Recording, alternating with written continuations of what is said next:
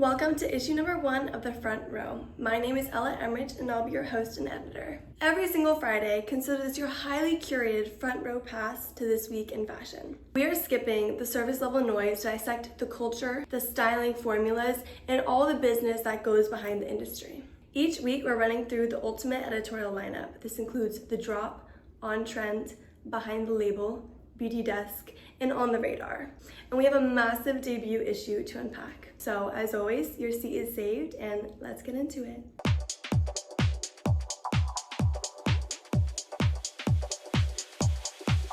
All right, let's begin. So I'm gonna go through each section, kind of what it is before we get into all the juicy stuff. So first up, we have The Drop. This is where we are breaking down the absolute biggest collections. Everything new, everything hot. It's gonna be right here. This includes hype capsules, historic design collaborations, everything that's hitting the market this week. So this is kind of like the filter of all the massive fashion drops you're seeing. These are the highlights. So yeah, let's get into it. First up, I'm really excited about this one. Zara's Benito Antonio. This is Bad Bunny's capsule wardrobe. It is an 150-piece unisex capsule. So that's a lot of pieces. Before we get too much into it, I want to give you a little background. So first I want to talk about Zara. So Zara just officially bypassed Nike on the Kantar Brands Index to become the #1 most valuable apparel brand in the world. And Nike has been up there for a long time. So for Zara to be able to pass them on such a large, well-researched index is mind-blowing. I mean, I believe it. I fully believe it. Especially with Bad Bunny collaborations, Zara has been building this up. Like, this wasn't just overnight. They dressed him for the Super Bowl. They dressed him for Met Gala, which were both incredible looks. If you haven't seen them, I would go check them out. And this is huge for Zara because they've never had a collaboration with an influencer or celebrity like ever. And for their first one out to be with Bad Bunny, it's just, they're doing great. They're doing their big one. Like, I'm here for it. So now with this collection that they're launching with Bad Bunny, it's not just a quick hype drop. They're trying to build something here and we're seeing that. Especially with them just bringing in the legendary Jung. Like, what do you mean Zara has Jung now working on a collection? Like, I'm so excited to see that. That's gonna come out September of 2026. And what he's doing is kind of a reinterpretation of all the archive pieces in a way to help with sustainability. I'm really looking forward to it and I'm really looking forward to seeing what he does because, I mean, he's legendary. And now what this means for Zara is they're kind of having this trajectory into the luxury market. And so that's really exciting and really cool for Zara to do. So I'm excited. So a bit more about the collection before I show you specific products. It's a unisex capsule and it dropped globally on May 21st. There's a little bit of hype before that. You can see the San Juan, Puerto Rico. They had a pop-up and Bad Bunny actually was there. And that kind of started the conversation. Now it's officially out. So the collection focused deeply on oversized, relaxed silhouettes, distressed denim, and heavy weighted cotton jerseys. So let's take a look. It's so beautiful. I am obsessed with all of it. First off, I want to say they created looks. This is look 1, this is look 2, 3. I've never really seen a brand at Zara's level do that. The fact that they style looks, that's just very luxury to me. That's very haute couture. And I think that's very smart of them to do that, to show all the different ways you can style it and how they all go together. It really emphasizes the capsule-ness of the capsule wardrobe. So that was my immediate first thing looking at the website that I noticed. I absolutely love. Also, you can see here, very unisex. They have a lot of these outfits where it's both men and women using very similar pieces.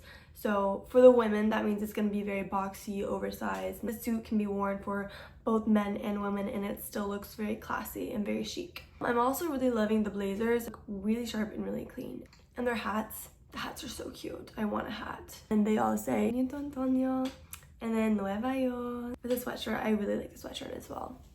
I want one. I really like this collection as well because it's high quality but also very accessible. It's mixing the luxury consumer with streetwear and the tailoring, and I think it just comes together really beautifully. That makes a collection that fits Bad Bunny so well. Like, that is such a style. Like, this I think is so perfect. Very much rooted in his style and the Puerto Rican culture. Also, B is for Benito. Shout out Benito. Okay, next, Louis Vuitton Cruise 2027. Wow. Let's just start with where it was staged at, because that's already like a huge thing in itself. It was staged inside the highly restricted historic galleries of Manhattan's Frick collection, and this occurred on May 20th, 2026. And Nicolas Ghesquière officially launched the major 3-year cultural arts partnership with them. So the runway layout is twisted through the museum's iconic garden court and European art gallery. So not only was the show beautiful, but the surroundings of the galleries stunning.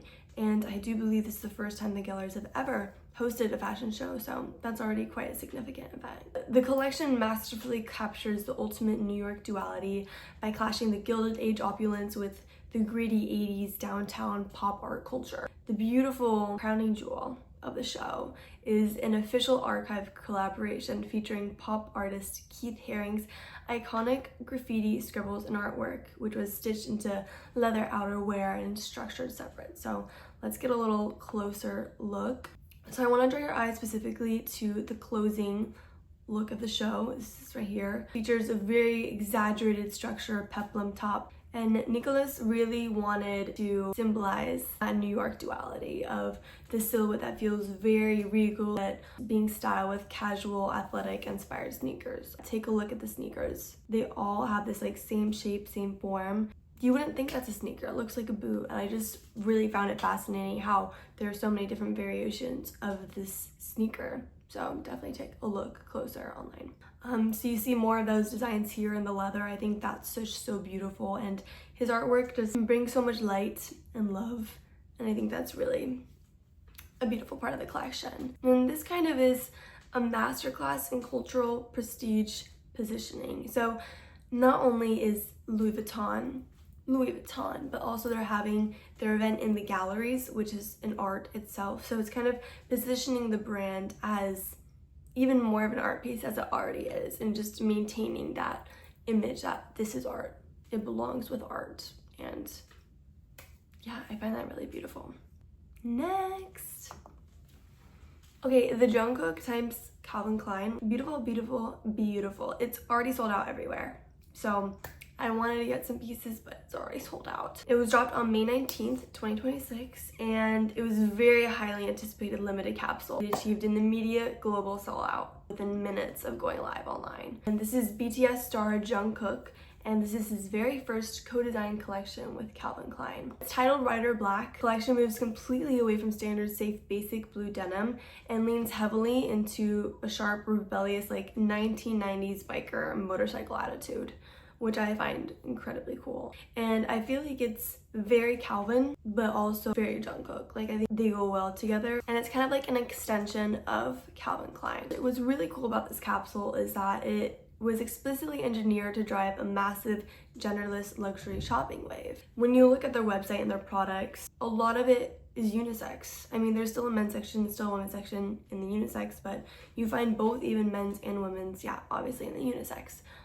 So I liked that. Just like the Bad Bunny collection, you can wear any of it, no matter who you are. The women's wear pieces focus more heavily on the edgy, effortless styling uniform. It's just very basic go-to biker style. There are actually some really cute denim jackets as well as this leather jacket. And it says the signature 90s silhouette from Calvin Klein with the authentic energy and personal style of Jungkook.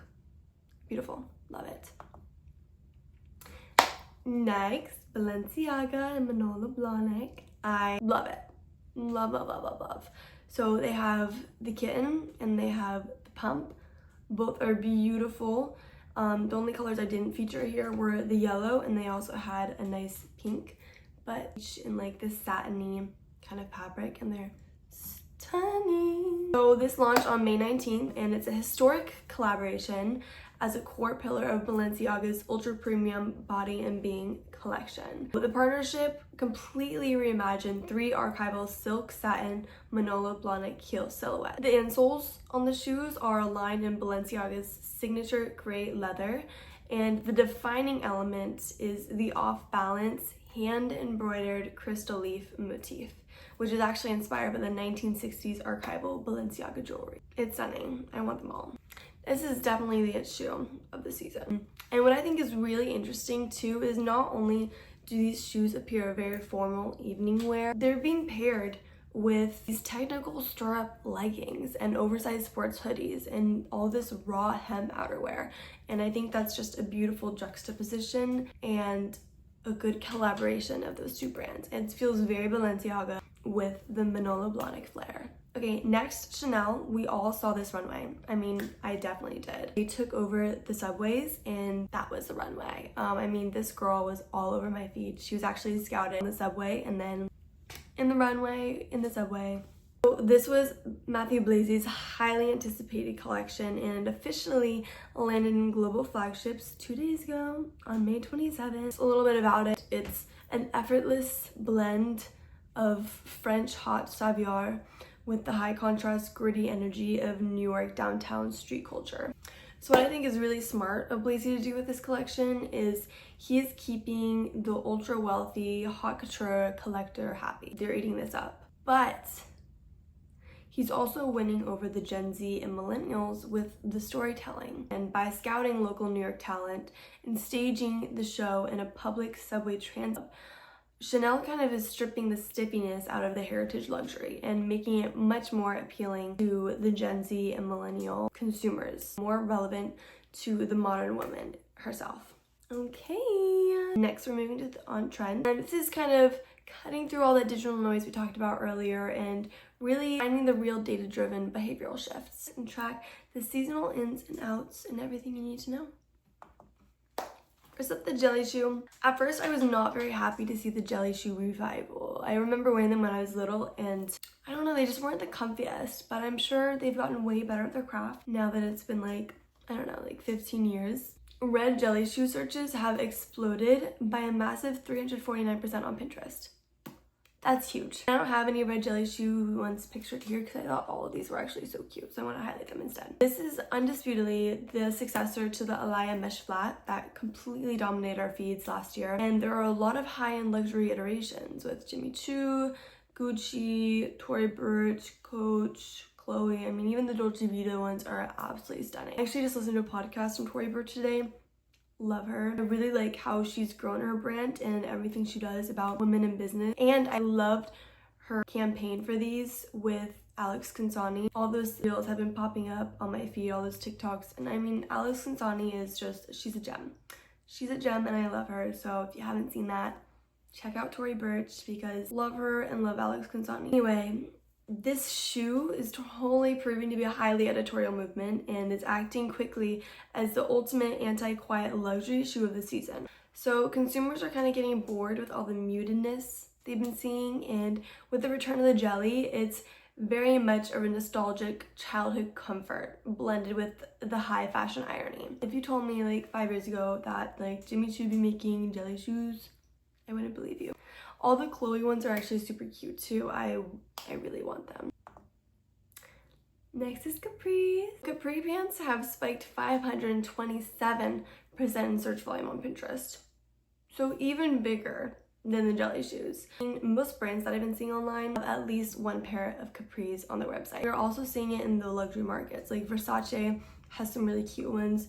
Ralph Lauren. The modern Capri has solid roots in the ongoing Y2K fashion resurgence. I mean, we've been hearing Y2K for a couple of years now, but it's like gradual Y2K.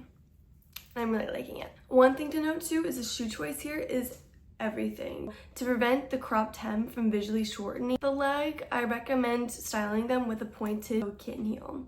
Super cute. Or like elegant sling bags or ultra slim strap sandals, and that kind of instantly elevates the ankle silhouette. So I would definitely recommend getting some cute kitten heels on lightweight capris. Next, we're gonna cover the Blazy effect. And I mean, this whole image right here, I love it. It's just so beautiful. The shoes are beautiful. The bag is beautiful. The colors, I'm just in awe over here, what can I say? So Chanel officially secured the coveted #1 spot on the list hottest brands index for Q1 2026. I wonder why. Matthew Blazy's creative direction has completely revitalized the house. The entire market frenzy is being led by two specific accessories, which is the two-toned dip patent leather slingback heels, and then the vibrant mint green crocodile shopping tote, and then kind of the matching shoes as well for me. This is kind of proving that even the most historically conservative luxury consumers are actively craving these bold, high contrast personality over stealth wealth. And the future of luxury accessory marketing will, I think, start to rely on injecting this high-end humor and vivid pops of color into everyday utilitarian shapes, like turning a basic grocery shopping tote into a premium exotic statement piece. It's so beautiful. It's so beautiful. Okay, and lastly, we're gonna talk about colors. Colors of the summer. So we all know that grayscale and safe neutrals are officially dead. They're gone. Quiet luxury is having a slow death. And I think there is still some beauty in quiet luxury. Like, I do like a good purse or a bag without being covered in the label. I think that is still sophisticated. But I think we want to have fun again. And that's where this is all stemming from. We want to have fun. So Saturated Unapologetic is thoroughly dominated spring-summer 2026 retail collections, with lists predicting a permanent market shift to absolute maximalism in attitude. About the color splits, we're seeing definitely butter yellow everywhere. Butter yellow is commercial princess, I would say. She is everywhere. From Aritzia, Reformation, Princess Polly, Gap, everybody has taken her in, and it's very common to hear about butter yellow. It's beautiful. It looks good pretty much on everybody, so I get it. She is the princess. And then luxury houses like Valentino and Tom Ford have gone completely in on the purple, and this ranges from the regal deep purple you see on Anok up here, and then the beautiful lilac light flowy purple you see down in the corner. And this has been highlighted in pieces of silk dresses and resort wear. And so the era of hiding behind quiet luxury neutrals to signify wealth is over. And moving forward into the late 2020s, fashion will definitely be defined by visibility, volume, and hyper-expressive color palettes. Brands that refuse to kind of implement pigment into their collections will kind of struggle to capture consumer attention on social feeds, especially if everybody's starting to add color back in and you're looking gray. People are not gonna be attracted to it. People want to see a good color, especially women. Women can see, I forget the percentage, but way more different colors than men. This is why a lot of women clothing brands will have one shirt in like 10 different colors, and a men's shirt will only be in 4 different colors. That's because women can see more colors on the spectrum. Fun fact. Okay, next, for behind the label, we're gonna pull back the curtain on all these high stakes businesses and take a look at the actual brand and the actual business itself. So we're diving straight into the corporate shakeups, looking at mergers and the financial realities that dictate exactly what are ending up on our retail shelves. This is a very big one, and this is week 2 of the discussion of the Everlane times Shein fallout. A little bit of background. Everlane was built on the foundation of always telling the consumer where their products are from, where they're ethically sourced, where they get their labor, very open on the table, and they were kind of a pioneer in the ethical fashion. And now they're being bought by Shein. Now they've been bought by Shein. Just think of that irony. Let it sit with you. So anyway, Everlane was officially acquired by the ultra-fast fashion giant Shein while crushed under $90 million in debt. So the consumer backlash has been insane and intense, as fans are deeply betrayed over the compromise of Everlane's trademarked radical transparency ethics. I mean, yeah, you're supposed to be ethical and now Shein buys you? I don't know. I know this is quite a move for Shein though, since buying Everlane isn't just for them to get a clean image. They're trying to invade the legacy retail spaces, and they actually just announced a permanent physical shop inside France's iconic BHV and galleries in Lafayette. Crazy. So this is kind of a harsh real-world lesson in brand equity, as Everlane's core consumers weren't just buying clothing, they were more so buying what they believed the brand's morals stood for, and by selling to a fast fashion giant, that community bond was instantly shattered. And it kind of proves that sustainability marketing alone cannot keep a brand alive if the back-end business morals carries heavy debt. And what's also really interesting that she bought Everlane for like not a high price. Everlane was selling at this much and Shein bought them for this much. Yeah, they were really bad in debt. So in the future, kind of expect a highly polarized market where hyper fast fashion conglomerates continuously buy up failing ethical indie labels to purely absorb their positive brand equity and to kind of mask their own environmental impact. Let me know if you've heard about this because it's huge. Okay, next we're going to talk about the Capri Holdings Q4 results. If you don't know about Capri Holdings, they own, at least they owned, Versace, Jimmy Choo, and Michael Kors, and officially shrank into a two-brand company because they sold Versace to Prada Group, and this is an attempt to aggressively pay down their debt from 1.4 billion to 222 million. So according to Kearney's Global Luxury Outlook, the high-end market is currently stabilizing and normalizing rather than entering a standard decline. So brands are winning strictly through extreme creative clarity rather than mass volume. And this is the Capri Holdings Q4 results. So they definitely have gone down a lot. So yeah, the luxury market is entering a phase of intense corporate consolidation, and brands that seem to be winning in the future will do so through extreme creative control and artisanal heritage, like the expanded Prada ecosystem. While commercial giants like the Michael Kors lean heavily into targeted mass market revenue volume to hit their long-term 4 billion revenue targets. Next. So formally announced on May 27th, the CFDA winner, Henry Zankov, has been named DVF's first ever artistic director. He will bring his signature bold colors and rich knit textures to completely reboot the heritage brand, with his debut collection set for New York Fashion Week this September. Super exciting, look out for it. So a bit about DVF, they invented the wrap dress. And I looked at all their pieces online. They're all very colorful already, so I'm interested to see how Zankov is going to bring even more color in his style to it as well. The wrap dress actually was the ultimate symbol of women's liberation in corporate spaces, but legacy houses can no longer rely purely on past commercial hits, and so they've recently been taking in avant-garde designers to kind of bring more spice back to them. And so that's kind of what they're doing with Henry Zankov, to kind of bring in the younger generations of female luxury consumers, specifically for DVF, younger consumers who are wanting workwear that feels more artistic and not boring. So I'm super excited to see what he does there. I mean, their collections are already gorgeous, so I'm excited. Next, Nike announced that elite athletes from 16 countries will wear upcoming World Cup kits manufactured from 100% chemically recycled textile waste via tech startups Zara and Loop Industries. Super cool. Take a look at their website. Product photos are insane. They're so beautiful, and I think it's really smart for them to do 100% and lean into the sustainability aspect. I think this is going to bring a different audience to the World Cup as well. And love Nike. Sorry, Zara's beating you. I'm kidding. This highly visibility sportswear will become the main stage for environmental marketing. I mean, the World Cup is hugely watched, and for all the uniforms to be ethically sourced, it's going to reach a lot of people in a lot of good ways. But also expect a lot of growing consumer skepticism of greenwashing regulations, as experts continue to point out that the circular technology still makes up a tiny fraction of global plastic-based textile production. So even though it is 100% chemically recycled textile waste, there is still waste from it. So it's not truly circular.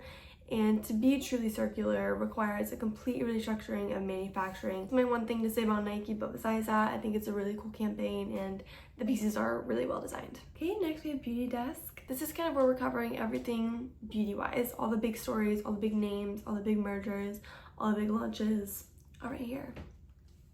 This is huge. So Estee Lauder officially walked away from a huge merger with Spanish luxury giant Puig on May 21st. So the proposed deal would have combined MAC, Clinique, Tom Ford, Charlotte Tilbury, and Jean Paul Gaultier into a 40 billion beauty powerhouse. As soon as Estee Lauder walked away, Wall Street Journal responded immediately with Estee Lauder shares shooting up to 11.5%, while Puig's stock plummeted over 13%. So the multi-billion-dollar deal was completely broken by a legal change of control clause in Charlotte Tilbury's original 2020 contract. So the merger would have legally triggered the clause, forcing Puig into an immediate massive $900 million buyout of Tilbury's remaining stake, which is financial liability Estee Lauder was completely refusing to absorb. I mean, valid $900 million buyout.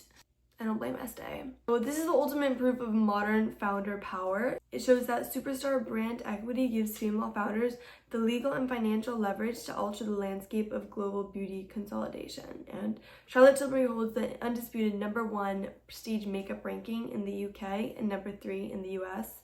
So moving forward, mega conglomerates will structure future brand acquisitions with far tighter corporate governance to avoid these multi-million-dollar roadblocks down the line, but super proud of our superstar founders who will continue to command ultimate leverage as long as their community connection remains intact. Charlotte girl, crazy. Next, we have the return of Marc Jacobs Beauty. So after a highly anticipated 4 years hiatus, Marc Jacobs Beauty has officially made its global comeback yesterday.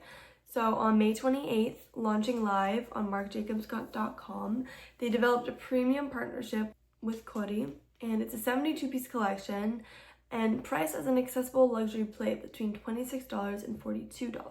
So a bit about the collection, it centers around a tactile expressive concept called Joyride Sensuality.